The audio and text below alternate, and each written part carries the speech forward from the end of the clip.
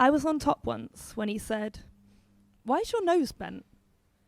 I said I broke it years ago and I kind of take offence. He said, "You know I'm joking. Don't take shit to heart. Now you've ruined a good moment. Do you see how you start shit?" It was shit. So much of it was shit, but I set that all aside to chase the highs like an addict. And I banged on so much about his toxic behaviour, but always went back, like my oppressor was the saviour, and everyone was bored of the same old story. But I preferred him at his worst than when he'd ignore me, 'cause that's how he'd get me, the silent treatment. Trigger abandonment, return when I'm weakened, and he'd never say sorry, at least not at the start. And we couldn't address it. The past is the past, except if it was me. You had a date with my friend.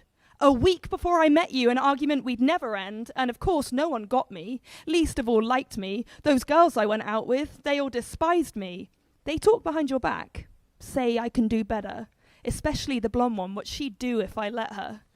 And all those little seeds grew into big weeds until I couldn't trust a soul. Everything was to appease this vampire of a boy who made me question my smile, my clothes and my job. The irony, all the while, he had a girlfriend at home, pregnant with his child, but telling me we should make one. I think that's how he beguiled women into staying, thinking he wants commitment. No, he wants access forever while he stays inconsistent.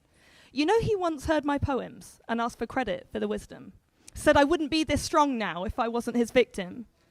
And whilst he wasn't wrong, I just laughed. It was fitting that a parasite would boast when their old host starts winning.